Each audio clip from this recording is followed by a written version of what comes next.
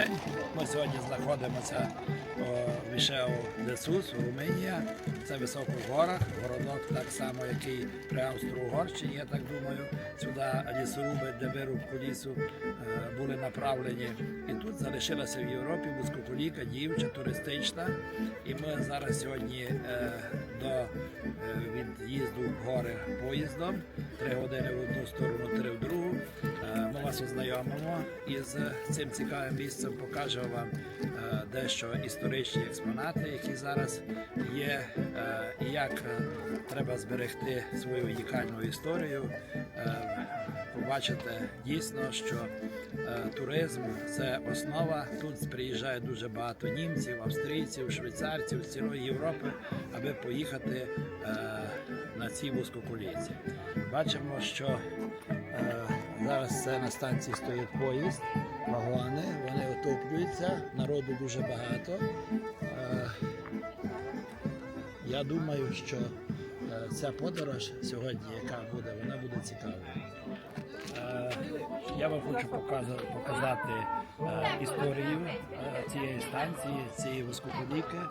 Бачимо, тут багато паровозів є, дуже цікаві експонати. А чого цікаве для нас, для Закарпаття, того що у нас було дуже багато вузькоколійок, і у нас була цікава така вузькоколійка, це Чорнянська, яка, на жаль, у 98-му році перестала існувати. Я все думав, що ми збережемо хоч 3-5 кілометрів для туризму, але так склалося, що все розпродано. Бачимо тут експонати, тут різні паровози є, я показую вам це малі паровози, такі маневровані на станції. Я в дитинстві ще пам'ятаю такі паровози. Бачите, тут цілий музей цих паровозів. Це більший паровоз. Це котли, котел, кабіна, де машиніст, і такі паровози використовували для перевозки лісу, для перевозки пасажирів. І для господарських цілей саме більше використовувалося для вивозки лісу.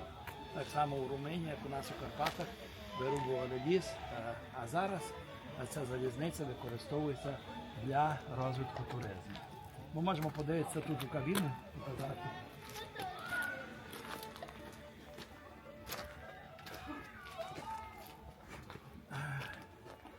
Бачимо, що тут котел, управління було просте, там вверху речах, спускався на відповідно пара на спеціальний бак там спереді і використовувалося для руху поїзда.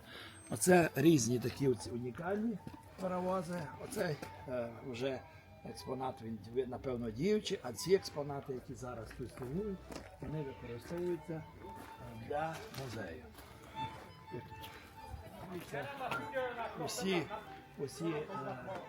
Це рухома частина, звідси туди у спеціальний бак подавалася пара, і звідси по цій частині рухалися і далі от такі на колесах звідси передавалися на всі ведучі колеса. Ось такі паровози в горах. Чого вони такі були паровози? Того, що вузькоколійка була дерев'яна, дерев'яні шпали, і на поворотах вони намагалися використовувати паровоз, наприклад, не злетів із рею. Бачимо, тут унікальний паровоз. Паровози використовувалися польські. Цей паровоз, вони в більшості були в Польщі, а тепер цих паровозів багато. Цей паровоз з бункером. У бункері тут вугілля, дрова закладалися і після того кидалися в печі. Тут вже більший паровоз, такий, пам'ятаю, паровоз і в нас ходили. Ну, можливо, випуск цих паровозів різні були, і чехословацькі паровози, і з Німеччини паровози. І тут ми бачимо, що тут зібраний цілий музей цих паровозів. Це дуже цікаво, отаке в Європі мати. Бачимо стільки людей зараз на станції. Дивіться, показано, що маса народу приїжджає з цілої Європи. А це найбільший експонат Це вже паровоз, який використовується на широкій залізниці. Це я у своєму житті такі паровози, такий музей, як тут зібраний, бачу вперше. Це махіна і паровози, вони більше 100 років використовувалися в Європі і по цілому світі, і вони таку велику роль відіграли у житті кожного регіону, і в тому числі у Румунії, що показало, що румуни змогли це все зберегти і показати цілу Європі і нам, як треба розвивати туризм. Я думаю, що майбутнє буде і для нас розвиток туризму, і перспектива туризму. Таке, як в Румунії, це треба цінувати і берегти. От тепер зараз йде закінчування поїзда. Так у нас закопували поїзда.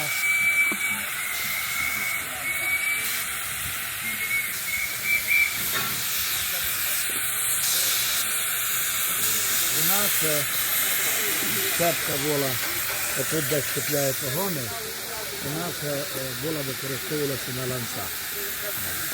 Бачимо, станція, люди розкидають, і він паровоз ближче.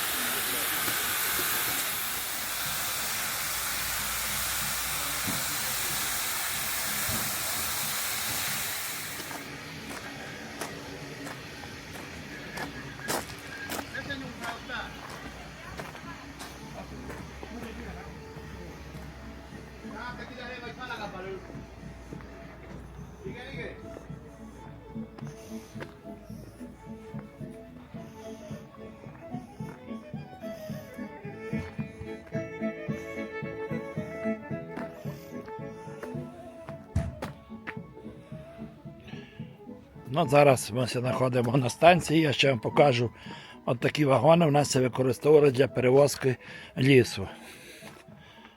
Тут спеціальні теліжки. Ці вагони тут вони розтягувалися і грузилося дерево. Стандартне дерево то приблизно було 6 метрів, могли доставлятися і до 8-10 метрів на мости для різних цілей на вузькоколійці. А це вузькоколійний грузовий вагон. Правда, у нас використовувалися радянські такі вагони, але тут такі самі вагони, ці вагони називалися труки.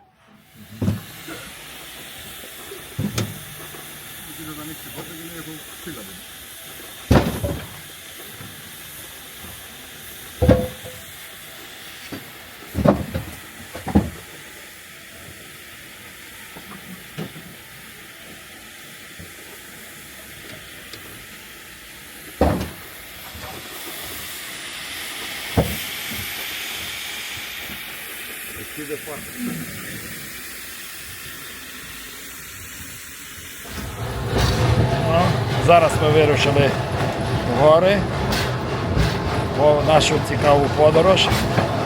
Я думаю, сьогодні ви багато дізнаєтеся. Це станція, це, що в Румунії вдалося зберегти, те, що ми не зберегли. Дуже цікаво. Таких поїздів літом вирушаю в гори і по 3 состави. І зараз хочу казати, що поїзд майже повний і дуже багато туристів є. Це вже я десь у дитинстві катався на такому поїзді. Ми жили на вулиці Плайської, там зимувалися.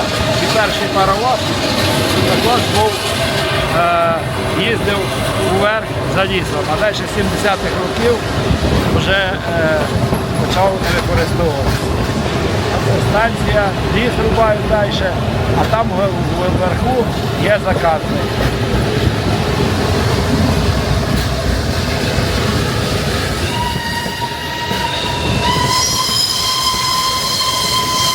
Рибу багато.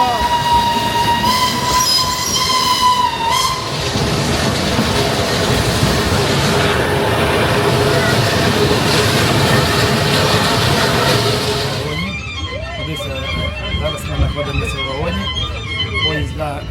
поїзд, який йде високо горі, майже повністю ще забитий пасажирами. Я думаю, що сьогодні цікава буде історія для вас і для всіх, котрі люблять почитання старовини і багато дізнаються під час своєї подорожі.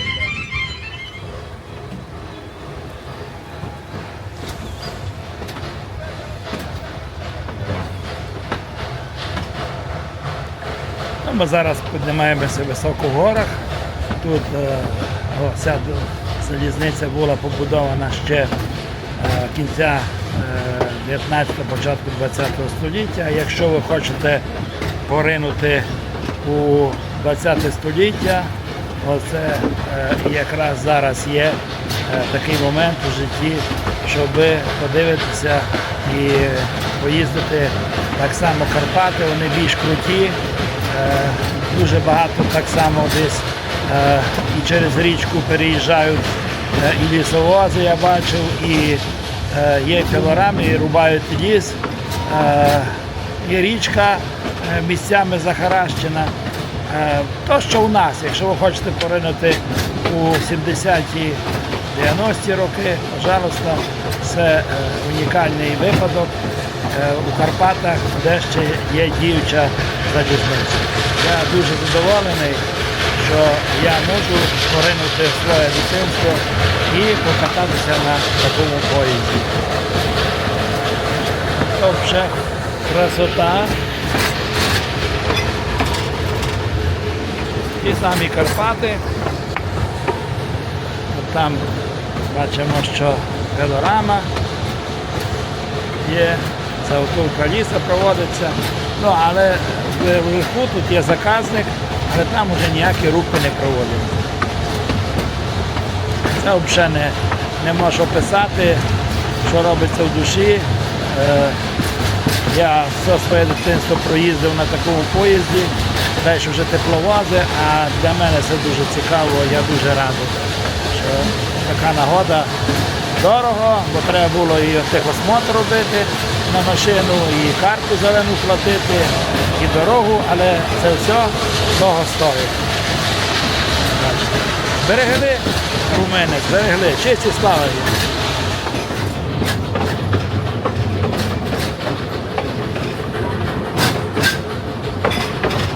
Ну, ми зараз йдемо далі в гори, піднімається, дивіться, яка природа, це таке, як їхати в Турбат або в Плайську. Ми ще лише годину їдемо, а чим далі, тим буде вище і природа буде більш цікава. Бачимо, яка природа збережена у центрі Європи, і я думаю, що це дуже унікально, і хто хоче із Тячівського району, із інших районів Закарпаття побувати десь на Високополіці і побувати на такому чарівному поїзду, можете поїхати сюди і побувати тут в горах. Хоча хочу сказати, що румунські Карпати, вони більш стрункіші і більш високі.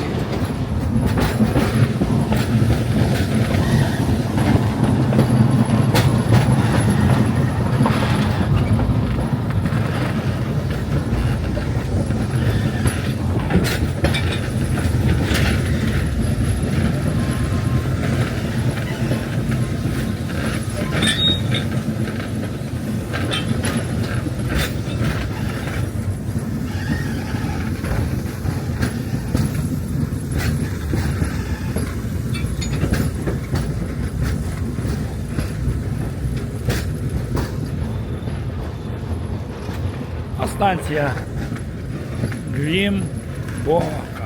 Глибока. Я так розумію, дивіться, які гори красиві. Оце є Карпати високогірні.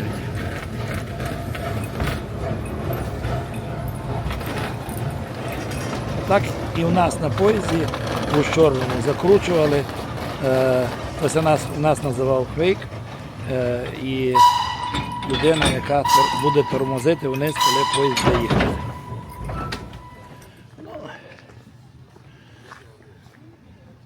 Зараз ми на станції, бачимо поїзд, усюди вагони отопляються. В горах було зранку -7 в машині показувало. На тій на станції можна і булочки купити, і каву випити.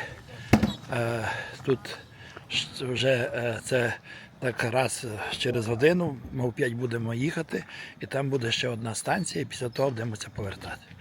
Це так все організовано в горах, така цікава екскурсія.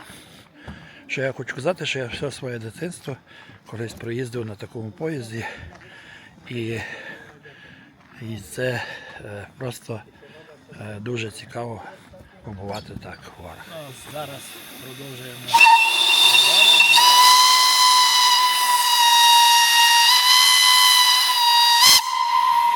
Це гудок поїзда. Я дуже задоволений, що я так побував на такому поїзді. Це дуже цікаво. В Європі, я не знаю, де чи в Швейцарії ще такі є залізниці, але в нас хотіли зберегти залізницю державську, але на даний час війна і ця залізниця не використовується. Але жаль того, що я так бачу, що це дуже прибутково. На такому поїзді приїхало близько 200 чоловік, і общий рахував, що до навіть 200, і я думаю, що коло 10 тисяч доларів на поїздку. У нас це окупає. Ми просто, на жаль, не зберегли це все. Я думаю, що нам треба, ми хочемо в Європу, а нам треба вчити від Румунії, тому що Європа, ми маємо зберегти такі унікальні свої музейні будівлі, такі як є в Брюсселях, і багато чого, аби далі використовувати туризм. Ще бачу, що я тут в Румунії не бачу ніде ті вітрові електростанції. Все знаходиться в первозданному вигляді, і лише так, якщо ми будемо змінювати природу, вирубувати ліса, хоча тут і пилорами є, і ліс рубають, але це все так використовується по необхідності.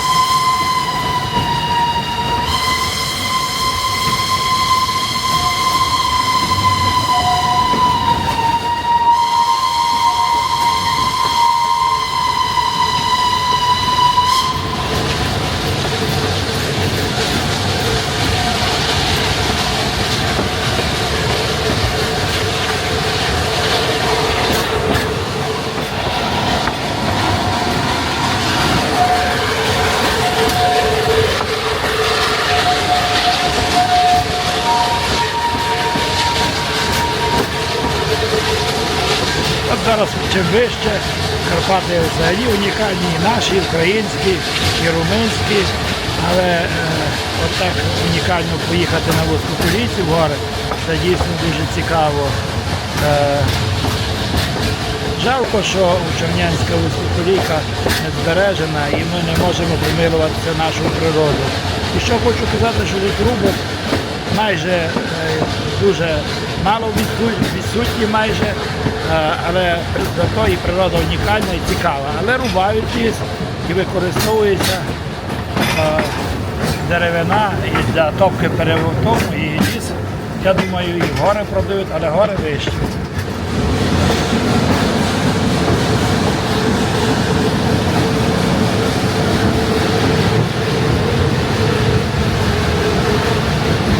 От цікаві румунські Карпати. У нас таких скалистих нема скал.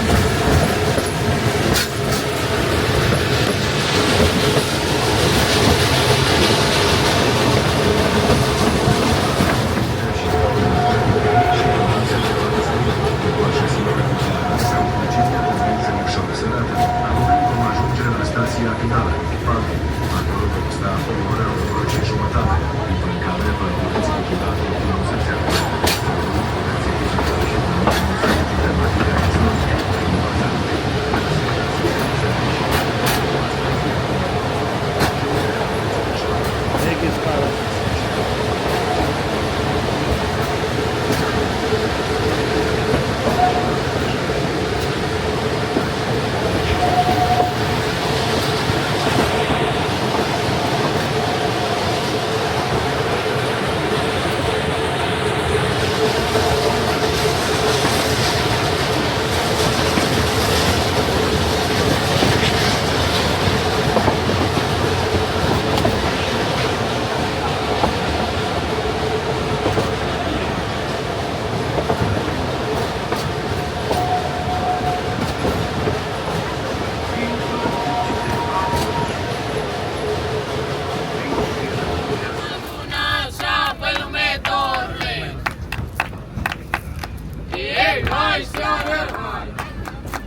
Ми на станції.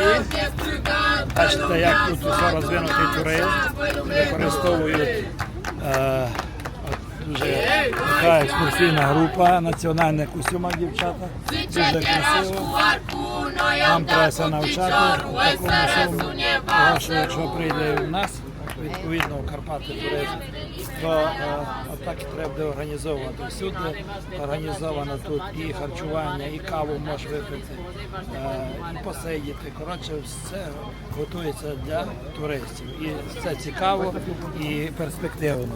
Тут зразу приїжджають люди, які продають каву відповідно і створюють якісь відповідні умови.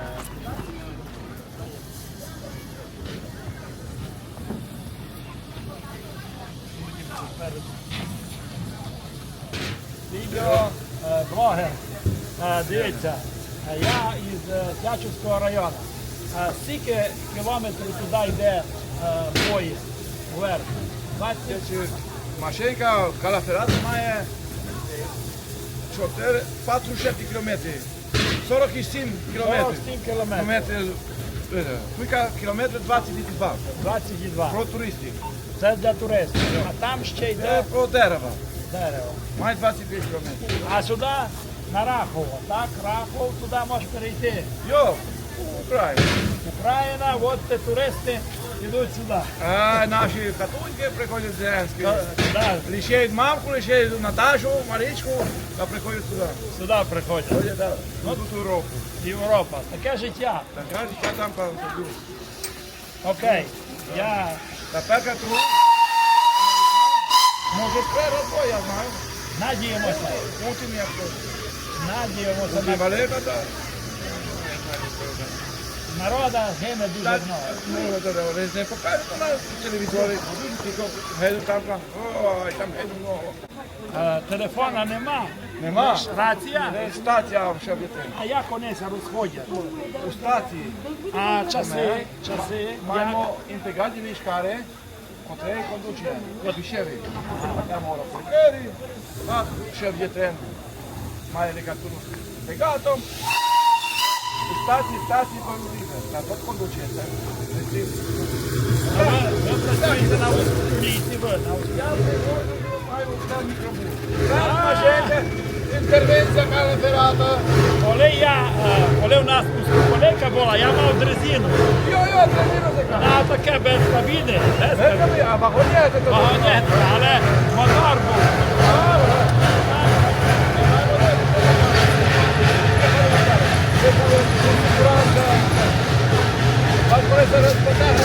Вона княгиня, баран. А далі паровоз А йде. йде повне, це вже паровоз. А локомотив ще не розвертає. Зато. Маємо весло, то йде.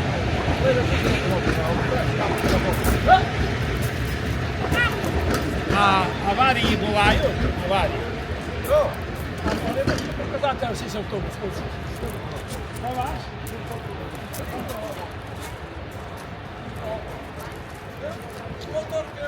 Адаптане, бо... А розвертаєшся? Йо, маємо тут, де одну плаху там, де здорово. А, опускаєшся і ви. Так, гоп. право.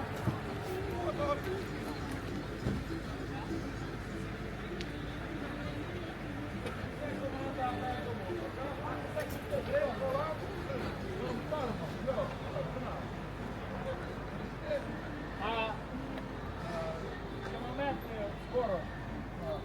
30 кілометрів на Ограничення скільки? 20, 30, 20. 20. Там 20 кілометрів. Треба, там йдете, великий музей. Музей, ходь сюди. Ну, бачимо, ми зараз таку на станції знаходимося маленький музей. І тут фрагменти, залізниці, експонати.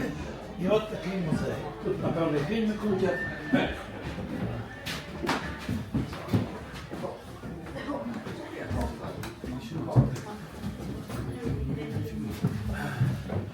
Тут роз'яснення, плакати відповідно, є історичні давні плакати.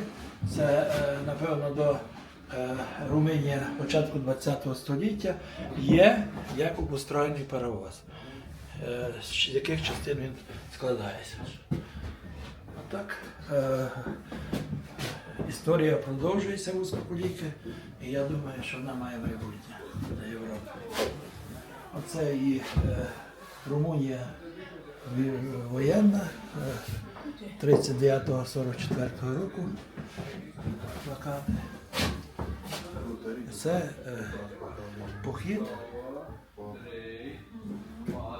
Дуже цікава історія цієї вузькополіки. Вона почалася будувати 898 року.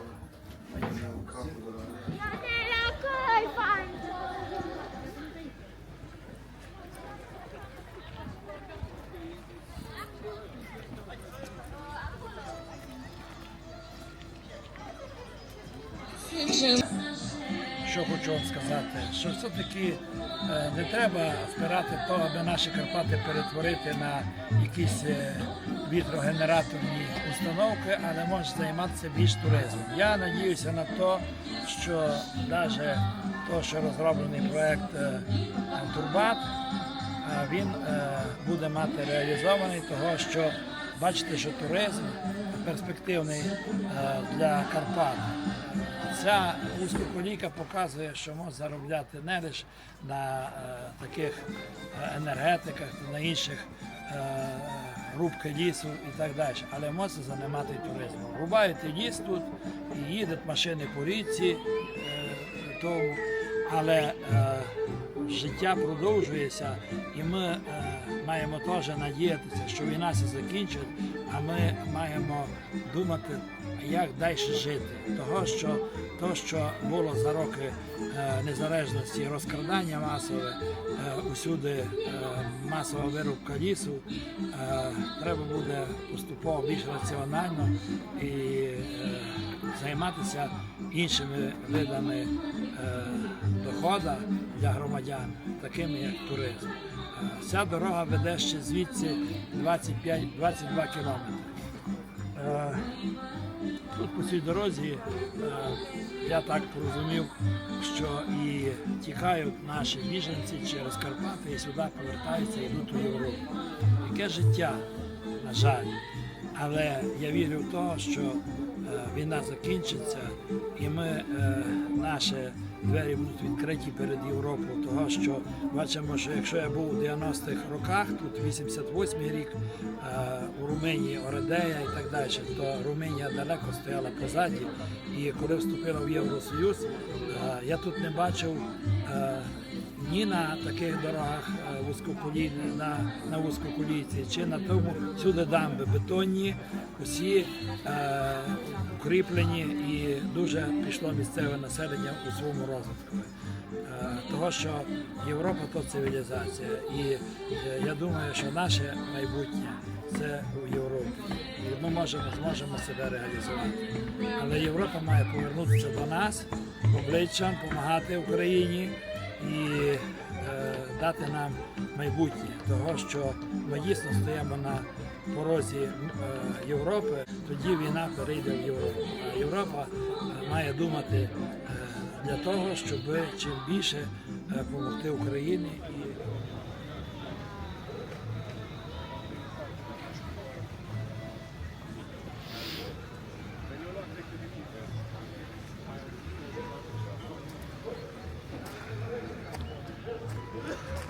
Ну, а зараз на станції поїзд помінявся і зараз буде спускатися вниз до кінцевої станції.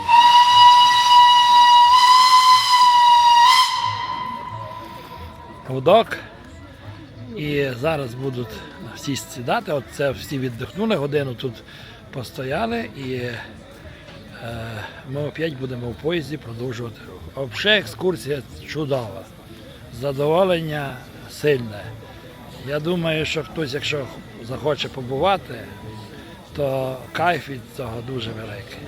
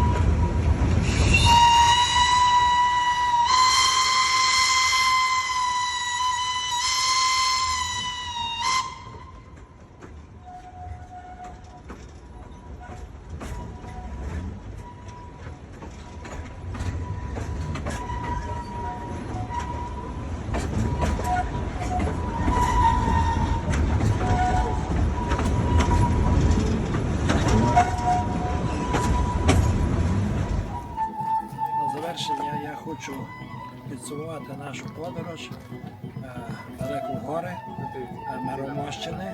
Це колись був Миромоський комітет. Ми з Сігета сюди направилися. Дуже цікава екскурсія, дуже задоволений. І вам бажаю отримати задоволення від цієї подорожі. Неймовірна красива природа, багата природа, осінь. Я дуже задоволений, я думаю, що в майбутньому ще десь тут побуваю і дещо більш детально вас ознайомлю із цим краєм. Чудовим з цим краєм. Край дійсно чарівний. З чим вас вітаю.